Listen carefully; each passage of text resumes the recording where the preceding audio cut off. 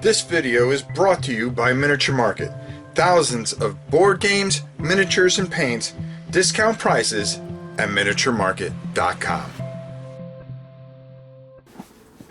Hey everybody, it's your old pal Rob.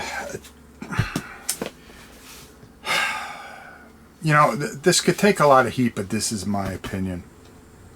And I felt I needed to really vocalize this. And I've been, I do a lot of stuff offline. I think I do more offline than I do online because, it's such a hassle to do it online at times. And, sometimes you just want to sit back and you want to do things. But a game I've been playing a lot, and it's always fun lifting this thing, is Dungeon Universalis. And I'm really starting to think that this may be the best dungeon crawl out there today, as far as big game box and everything like that. Gloomhaven has a very good story, but a lot of people don't like it because it is a Euro game, but a great game. And I think Frostgrave is even better. Frosthaven is even better. I love Frostgrave too. But, when I start comparing it to things that are just there and that really resonate with me, one of my favorite games of all time, whether it's a dungeon crawl or whatever, is Warhammer Quest. And I love Warhammer Quest, and it's one of those games that'll never leave my collection. This has the same feeling to me, Dungeon Universalis, and I just got to keep holding up the box and showing you this. It is a monster game because it is a monster sandbox. You could do just about anything. It has a fantastic, it has stories in it, it has things in it, scenarios in it, but it also gives you the freedom to do all kinds of different things. And let's face it, you take for granted when you're playing a dungeon crawl or a role-playing game, well, there's a pit in front of me. I'm going to attempt to jump it over. And it comes down to sometimes as simple as just one dice roll. Well, with this, it's a little bit more. It puts everything that you do into some kind of hazard in a way, and that you've got to figure it out because nothing goes right, nothing goes easy. And being able to put yourself in successful situations, it isn't just taken for granted in this game. This is one of those games that you could use some of your old miniatures, or you can use the fantastic, beautiful standees that they give you, which are absolutely fantastic. And what do? They come out with another thing, which we've talked about in the past, the bestiary cards and the legendary encounters. Okay, just to throw another monkey wrench in everything. This really, I just don't think that you can do much more to make this better. Now, originally there were some problems with the rule book, and they cleaned that up. It was more of a language thing than anything else. But the vision that these gentlemen had,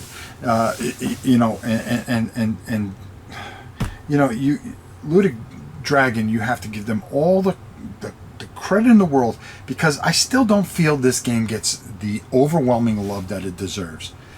When I compare it to some other games, and I do compare it to certain things and go, well, wow, I'd rather play Dungeon Universalis. I'd rather play Dungeon Universalis because of the openness of it, because the different tensions and how well it works.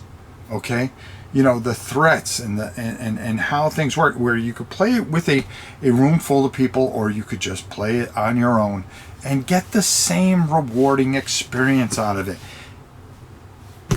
You can't do that with many games, and I think with Warhammer Quest 95, of course, you get that. You feel that. Swords and sorcery, does it compare? No, because it kind of pushes you in the same direction. Dungeon Crusade, good game and all. I love Roger and all, but I don't get that feel that I get with Dungeon Universalis. Chronicles of Drungor, fantastic game, one of my favorite dungeon crawls, believe it or not, and it's up there. It's in my top 5. I lean towards Dungeon Universalis, and I say this to you because it's taken many years of playing this to really have this under my belt, where I go away from it and I come back to it. I go away from it and I come back to it. And that speaks volumes, because I do the same thing with Space Hulk or Warhammer Quest or Blood Bowl, which are in my top 5 games of all time most of the time, or top 10, depending on what my mood is. Okay? I go away from them, I come back to them. How many games in your collection do you go away from and never go back? I have a fully painted set of Swords and Sorcery, and I'm saying to myself, I did a couple scenarios in it, and I haven't gone back. Dungeon Crusade, I did a few playthroughs of that off the thing. I don't go back. Okay? Chronicles of Drungor, a little different. I do go back from time to time, and there are more things. I have to get the rest of what they have there.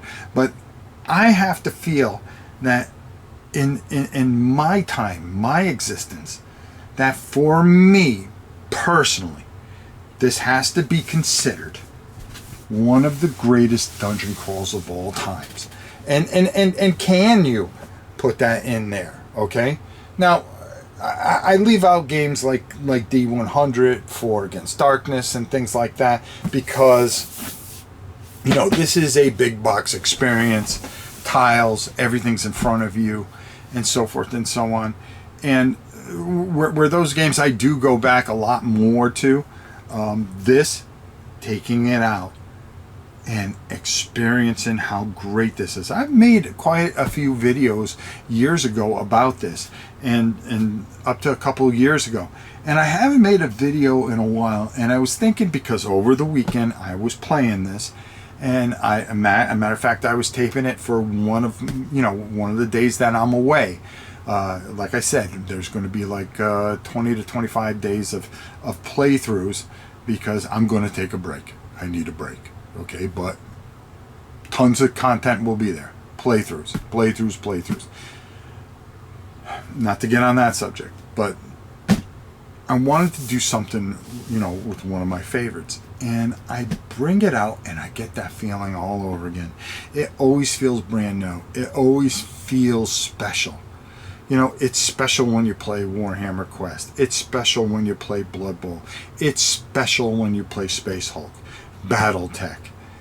Those type of games resonate and stay with you forever. You can have 200 games in your collection, but there are a couple of games that if everything went away, you'd keep going back to these games, even if you walked away for a while.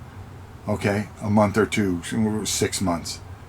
You come back to them because they draw you in. And that's what this does.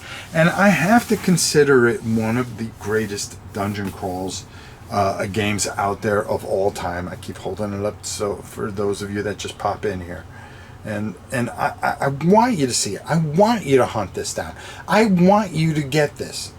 I need you to get this, because I really feel that the more that we support this, the more that will come out for this. This has to be considered one of the greatest dungeon crawls of all time.